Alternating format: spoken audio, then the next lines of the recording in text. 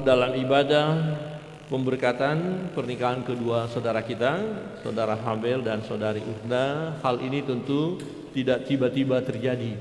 Ya, ada pergumulan, ada doa-doa ya yang mereka panjatkan kepada Tuhan, dan ada dukungan keluarga, baik dari keluarga mempelai pria maupun keluarga mempelai wanita, sehingga hari ini kita ada di Baitnya yang kudus dalam suasana ibadah dan pemberkatan pernikahan kedua saudara kekasih kita.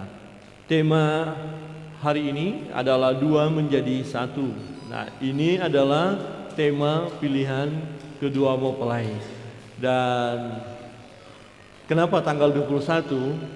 Ya, om daripada Habel berkata, ya, itu Pak Simon katanya tanggal 21, dua jadi satu. Jadi langsung sekaligus tanggal 21 dan temanya dua menjadi satu. Wah, ini Pak Simon menyampaikan waktu itu, dan ternyata setelah saya lihat undangan, kedua mempelai mencantumkan ayat itu ya. Kita melihat firman Tuhan Matius 19 ayat 6. Demikianlah mereka bukan lagi dua, melainkan satu. Karena itu, apa yang telah dipersatukan Allah tidak boleh diceraikan manusia. Bukan hanya untuk kedua mempelai, tapi khusus untuk Bapak Ibu yang mungkin dalam pernikahan, ya ada 1 tahun, 5 tahun, 15 tahun, 20 tahun, mungkin 30 tahun. Ayat ini tetap hangat. Setiap suami istri ayat ini harus melekat di dalam diri ya kita yang sudah menikah. Dan bagi pemuda-pemudi bergumul untuk ini, supaya ketika nanti masuk dalam pernikahan, ya dua menjadi satu. Dua menjadi satu, dua pribadi yang berbeda menjadi satu. Nah, kebenaran firman Tuhan yang akan kita renungkan, ya pertama adalah dua pribadi yang berbeda. Dua pribadi yang berbeda menjadi satu. Nah, pernikahan tidak meniadakan perbedaan. Tidak berarti kalau dua jadi satu semua harus sama. Tidak. Perbedaan itu nyata. Jadi dua pribadi yang berbeda ini bersatu. Dua menjadi satu. Nah, laki-laki tetap menjadi laki-laki dengan segala kodratnya. Ya, laki-laki tetap harus jadi laki-laki. Ya. Nah, perempuan juga tetap menjadi perempuan dengan segala kodratnya. Dulu waktu kuliah, dosen kami ya mengatakan begini. Nah, dalam hukum keluarga suami istri dikatakan, suami-suami Anda harus tahu bahwa istri Anda itu adalah perempuan. Istri-istri, saudari harus tahu bahwa suami Anda itu laki-laki. Apa maksudnya? Kadang-kadang suami ya memperlakukan istri tidak seperti kepada perempuan. Ya, diajaknya ya menyelesaikan diskusi dengan cara laki-laki. Dia tidak sadar bahwa istrinya adalah perempuan yang penuh dengan perasaan itu. Ya, perempuan penuh dengan perasaan ya. Laki-laki kadang-kadang kurang berperasaan. Bapak-bapak kadang-kadang kurang berperasaan. Kadang-kadang. Setuju bapak-bapak? Setuju bapak-bapak? Ya, istri seharusnya disayang tapi dipukul. Istri harusnya mendengarkan kata-kata rayuan, kata-kata sanjungan, mendapatkan kalimat-kalimat yang menghancurkan hatinya. Kenapa? Suami tidak sadar bahwa istrinya itu perempuan. Ya, khusus ketika ada masalah kita lihat hal itu. Perempuan juga kadang-kadang tidak sadar kalau suaminya itu laki-laki. Laki-laki itu tidak senang diomelin. Kalau ada masalah pagi ya cukup selesaikan pagi, jangan sampai malam. Itu juga kasusnya. Pagi-pagi siang malam akhirnya suami tidak tahan mendengar itu, karena suami bukan tipe yang ngomel. Betul ya, suami-suami tidak suka ngomel ya. Jadi kalau ada suami-suami yang suka ngomel, ini parah ini. Ya, masa suami-suami maka dibilang kayak perempuan aja kamu. Ya, atau kalau ada perempuan yang lebih dominan di rumah, itu juga berbahaya. Ya, suami sebagai kepala, ya, itu harus dipegang. Tetapi sebagai kepala tidak berarti semena-mena terhadap istri. Ya, ada perbedaan.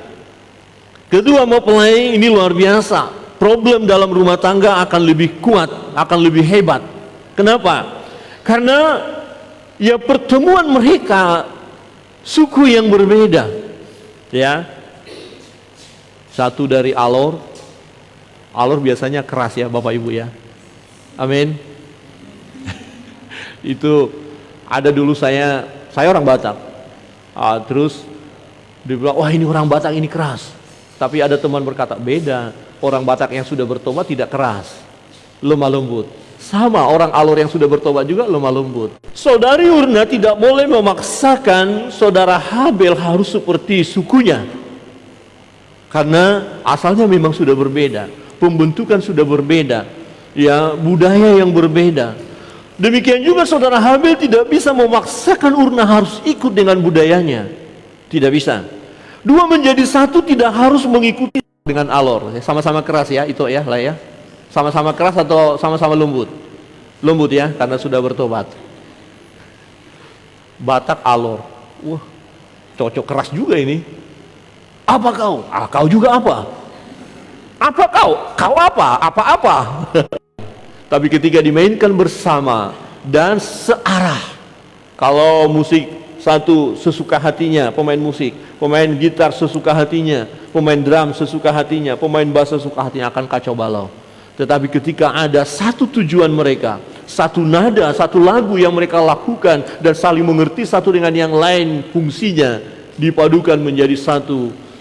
Bukan berarti tidak ada tantangan, terlalu banyak masalah, terlalu banyak. Percayakan kepada kedua pribadi yang berbeda ini, dan mereka menjadi satu untuk mencapai satu tujuan. Ya, rancangan Allah yang indah dalam kehidupan manusia, secara dalam kehidupan suami istri. Habis ke dokter saya jalan, saya tidak sadar bahwa istri saya langkahnya lebih pendek daripada saya. Dan Bu Pendeta bilang, "Papa, ya sadar, istrimu langkahnya pendek." Akhirnya saya rem jalan saya merasa pelan saja, tapi ternyata langkah saya satu langkah, dia 3 langkah. Jadi saya 2 langkah udah ketinggalan 6 langkah. Kalau saya menuntut dia untuk mengejar saya, selesai sudah. Masuk mobil udah langsung ngos-ngosan. Tapi kan saya tidak mau istri saya jadi ngos-ngosan. Berarti saya yang harus mengalah. Mengalah bukan berarti kalah.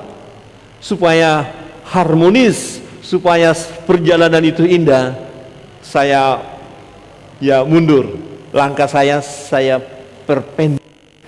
Saya rem. Nah, ketika kami berjalan berdampingan, itu sesuatu yang indah. Suami istri harus berjalan berdampingan. Jangan pula suaminya sudah di depan, cepat kali kau, ayo lambat kali, ayo. Kadang-kadang begitu istri jadi siksaan ya.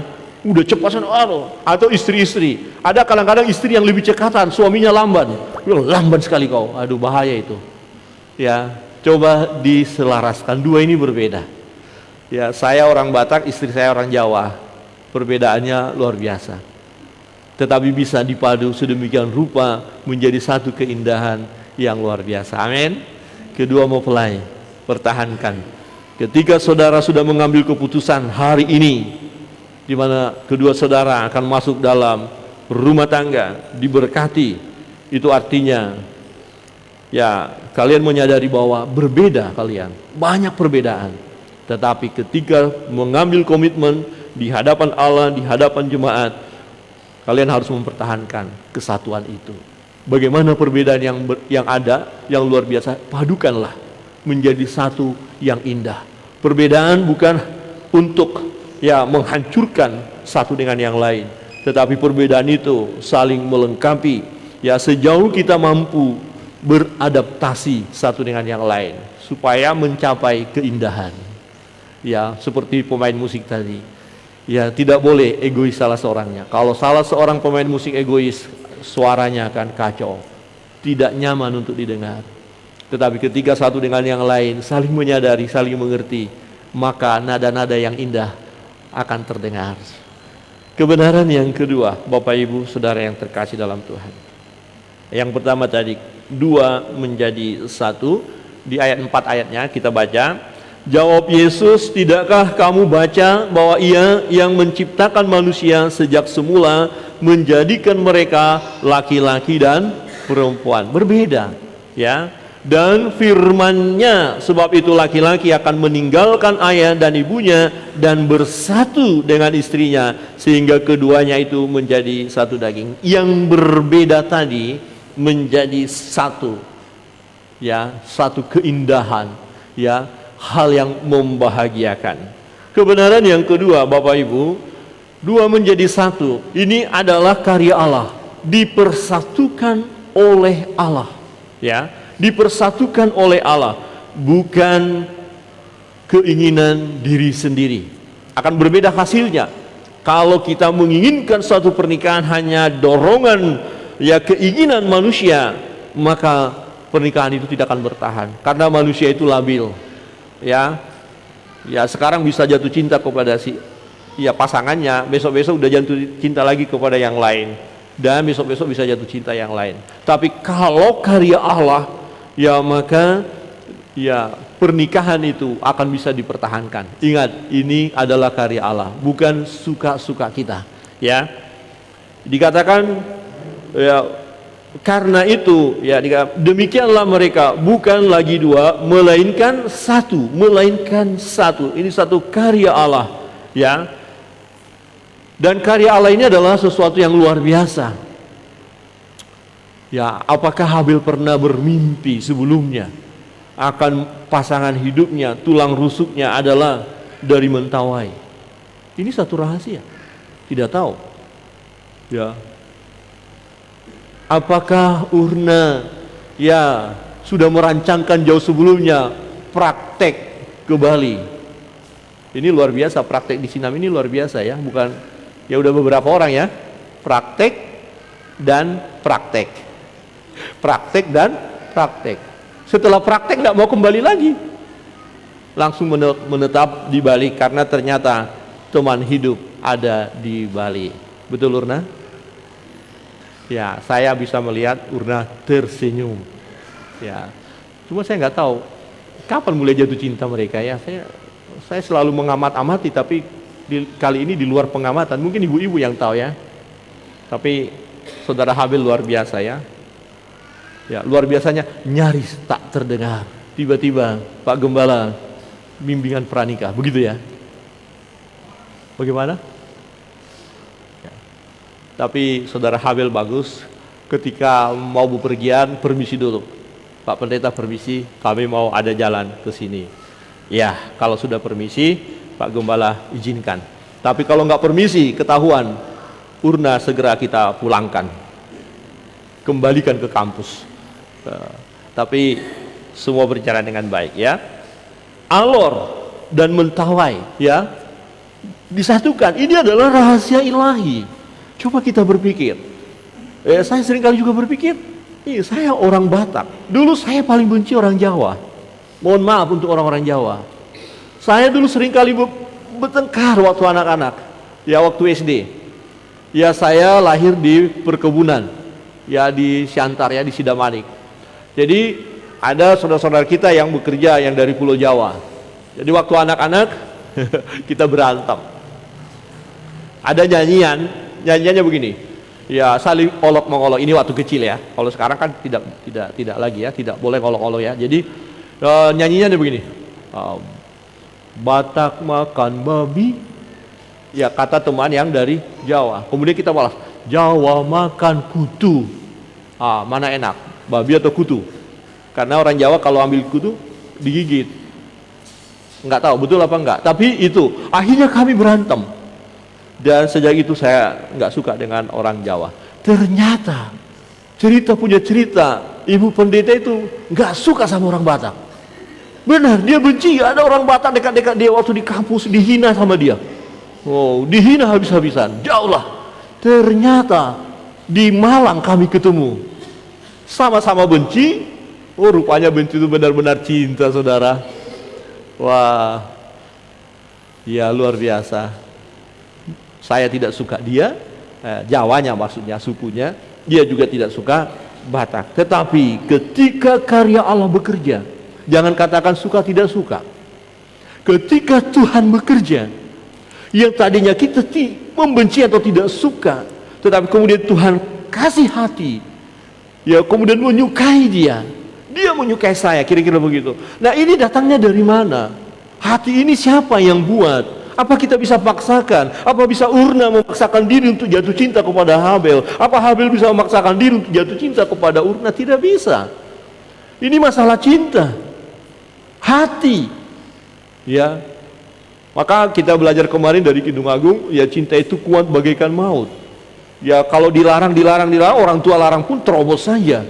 Karena cinta itu kuat. Nah, ini satu karya Allah, rahasia. Allah memberikan seorang perempuan kepada Adam karena Adam tidak menemukan pasangan yang sepadan. Kita lihat dalam penciptaan itu. Nah, apakah Adam tahu cara Allah memberikan perempuan itu kepada dirinya? Dia tidak tahu. Alkitab berkata, manusia itu tidur. Dia tidur nyenyak. Dia tidak merasakan apa-apa, sakit pun tidak. Ternyata Tuhan sudah mengambil ya dari tulang rusuk itu dan membangun seorang perempuan. Alkitab berkata, Tuhan Allah memberikan perempuan itu kepada Adam. Baru Adam mengatakan, ini dia tulang dari tulangku, daging dari dagingku. Tetapi bagaimana prosesnya? Ini satu rahasia. Jadi perjumpaan seorang pria dewasa, kemudian dia jatuh cinta kepada seorang wanita yang dewasa, dan wanita yang dewasa itu jatuh cinta kepada pria yang dewasa itu, kemudian berdua bersepakat untuk masuk dalam rumah tangga yang diberkati oleh Tuhan. Ini adalah rahasia Allah, ini karya Allah, ini pekerjaan Tuhan. Nah, ada orang mulai memaksakan diri untuk jatuh cinta kepada orang lain, gagal, tidak bisa.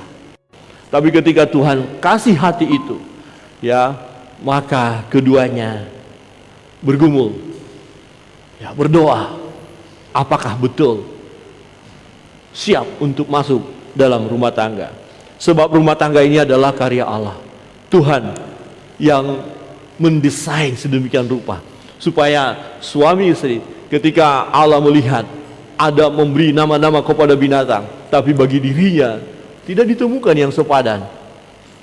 Ya. Kemudian Tuhan memberikan perempuan itu yang terbaik, yang sepadan dengan Adam. Diberikanlah perempuan itu kepadanya, dan kedua ini bersatu untuk melaksanakan ya rancangan Allah di dalam hidup mereka. Program ilahi dipersatukan Allah ya untuk kebahagiaan manusia itu. Jadi pernikahan ini yang karya Allah untuk kebahagiaan manusia itu. Ya, saudara Habel dan Urna hari ini bahagia atau tertekan? Ini susah ini, gitu ya. Saya yakin bahagia. Saya yakin bahagia ya. Jangankan hari ini, tadi malam saja sudah bahagia. Saya lihat melalui Facebook, ada acara ya, keluarga ya. Wah, sudah bahagia mereka. Dan memang pernikahan bahagia, bukan hanya mereka, tapi keluarga. Ya, baik keluarga dari Alor maupun keluarga dari Mentawai, pasti berbahagia. Pasti senang. Jauh-jauh dari Mentawai datang, keluarga. Jauh-jauh dari Alor datang. Ini semua ya karena sukacita, karena sukacita. Kebenaran yang ketiga ya, yang akan kita renungkan dalam firman Tuhan, yang ketiga adalah hanya maut yang memisahkan. Wah, ini sangat penting ya. Dua menjadi satu, ini adalah ikatan yang kuat sehingga manusia tidak boleh menceraikannya. Di bagian lain firman Tuhan berkata, pemberkatan nikah ya, setelah menikah, janji nikah. Kapan janji nikah ini batal? Kalau salah seorang diantaranya telah dipanggil Tuhan, itu baru tidak berlaku lagi ikatan itu. Ya, hanya maut yang memisahkan, karena ini pekerjaan Allah, karya Allah, dan Allah tidak mau karya itu dirusak oleh manusia. Allah tidak mau karyanya dirusak oleh manusia. Kira-kira kalau ada seorang pelukis, dia melukis lukisan yang indah, ya, kemudian lukisan itu orang taruh di gudang, tentu dia akan marah. Lukisan yang indah tidak layak di gudang. layak di ruang tengah. Dan bagaimana ketika lukisannya yang indah, kemudian ada orang lain mencoret-coret, dia akan marah. Kamu tidak berhak mencoret itu karya saya. Ya, pernikahan adalah karya Allah tadi, dipersatukan oleh Allah, maka Allah tidak mau karyanya rusak dan tidak mau dirusak oleh manusia. Allah tidak menghendaki perceraian itu. Jika pada akhirnya ada perceraian, itu karena ketegaran hati manusia itu. Dalam bimbingan mereka ada pertanyaan, ada nggak dosa yang tidak bisa diselesaikan, tidak bisa diampuni? Awalnya ada yang berkata ada, tetapi setelah diberi pemahaman sama ibu gembala, baru mereka paham. Ya, tidak ada dosa. Sekalipun mungkin pasangan kita sempat jatuh ke dalam dosa, dia selingkuh. Tapi kalau dia sudah bertobat, ya, pasangan yang tadi harus menerima pasangannya. Memang firman Tuhan katakan, ya boleh bercerai dengan alasan apa? Zina. Kalau ada yang berzina. Tapi kalau sudah bercerai tidak boleh menikah lagi. Ya. Tetapi sesuatu yang indah adalah ketika menerima pasangan yang sudah jatuh ke dalam dosa. Semua akan bisa Tuhan pulihkan. Jadi tidak ada alasan yang cukup kuat sehingga terjadi perceraian. Kedua mempelai ingat hal ini. Tidak ada alasan yang cukup kuat sehingga terjadi perceraian. Jangan pernah ya si istri berkata, ternyata kamu begini, saya tidak tahan lagi bersatu dengan kamu. Cerai saja. Tidak ada satu alasan yang cukup kuat untuk berkata cerai. Atau sang suami akan berkata kepada istri, ternyata ketahuan juga aslimu seperti ini. Tidak ada alasan untuk bercerai. Itu sebabnya ketika dalam bimbingan pernikahan mereka diberitahukan hal itu. Jadi mengambil komitmen untuk masuk dalam rumah tangga, maka harus mempertahankan keutuhan rumah tangga itu. Pertahankan ya, karena itu sesuatu yang indah daripada Tuhan. Nah, sekalipun oleh karena zina, sebab seharusnya ada pengampunan. Ada yang mencobai Yesus, bertanya, ya kira-kira apa sih alasan supaya bisa cerai? Ya, tidak melalui penelitian sih secara detail, tapi dari penglihatan pada umumnya, ya ada banyak rumah tangga ya setelah melalui pernikahan sekian lama, kemudian ada keinginan-keinginan untuk ya berselingkuh, ya untuk mencari wanita lain atau pria lain. Ya itu normal, ya. Tetapi menjadi tidak normal kalau diikuti. Ya karena perasaan itu bisa muncul, karena itu godaan daripada iblis, godaan dari kedagingan. Bisa saja suami tidak merasa ya bahagia dengan istrinya karena istrinya tidak mampu membahagiakan dia, atau istri bisa saja merasa tidak bahagia lagi karena suami tidak dapat membahagiakan istri. Tetapi tidak berarti alasan ini yang menjadikan ya dasar untuk mencari yang lain. Tidak boleh. Tidak boleh akhirnya berkata kita bercerai saja. Maka datanglah orang-orang Farisi kepadanya untuk mencobai dia. Mereka bertanya, apakah diperbolehkan orang menceraikan istrinya dengan alasan apa saja? Ya seakan-akan mau beri argumentasi. Saya punya cukup alasan untuk berkata saya menceraikan istri saya. Saya punya cukup banyak alasan untuk menceraikan suami saya. Sekali lagi, tidak ada satu alasan yang cukup kuat untuk ya menyatakan bahwa perceraian itu boleh. Ya karena apa yang sudah dipersatukan oleh Allah tidak boleh diceraikan manusia. Nah, kenapa kemudian ada perceraian? Karena kekerasan hati. Ayat 7 berkata begini, kata mereka kepadanya, jika demikian apa sebabnya Musa memerintahkan untuk memberi surat cerai jika orang menceraikan istrinya? Ayat 8, kata Yesus kepada mereka, karena ketegaran hatimu Musa mengizinkan kamu menceraikan istrinya, tetapi sejak semula tidaklah demikian. Dua menjadi satu. Ini sesuatu hal yang luar biasa. Dua menjadi satu tidak berarti tidak ada perbedaan. Justru perbedaan yang kedua itu bisa diselaraskan. Itu satu keindahan. Satu keindahan. Hal-hal yang berbeda ya dipadu sedemikian rupa di dalam hadirat Allah, di dalam kuasa Allah, maka kebahagiaan dalam rumah tangga itu akan tercapai, akan terwujud, akan terlaksana, karena satu dengan yang lain saling beradaptasi, saling menerima, saling memahami, saling mengerti satu dengan yang lain dengan keberbedaan yang ada. Dua menjadi satu, ini adalah karya Allah, dipersatukan oleh Allah. Sebentar mereka akan berjanji, baik di hadapan Tuhan maupun di hadapan kita sebagai keluarga jemaat. Janji ini bukan main-main, bukan hanya seremoni saja, tapi itu adalah ikatan yang kuat, sah, kuat. Nggak boleh usaha-usaha manusia untuk memisahkan mereka. Dan kebenaran yang ketiga, dua menjadi satu, artinya tidak boleh diceraikan oleh manusia, yaitu firman Tuhan katakan, ya tidak boleh ya diceraikan oleh apapun. Dengan kata lain, hanya maut yang memisahkan. Satu ketika ada pasangan suami istri datang kepada hamba Tuhan dan berkata, kami mau cerai saja Pak Gembala, kami sudah bosan hidup dalam pernikahan seperti ini. Oh begitu? Iya. Setuju? Suami setuju cerai? Iya. Istri setuju cerai? Iya. Kemudian Pak Gembala pergi ke belakang, mengambil sebuah pedang, kemudian ditaruh di atas meja.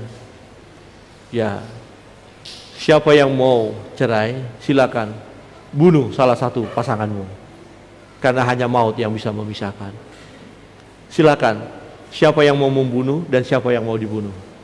Dan keduanya terdiam, keduanya menangis, dan keduanya minta ampun di hadapan Tuhan. Ternyata hanya kematian. Siapa yang lebih dahulu mau mati? Ternyata tidak ada satupun di antara mereka yang mau duluan mati. Mereka mau hidup.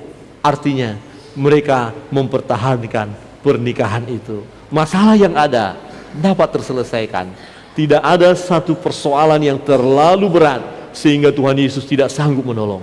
Yesus adalah jawaban bagi kita. Amin. Tuhan memberkati kita. Mari kita berdoa.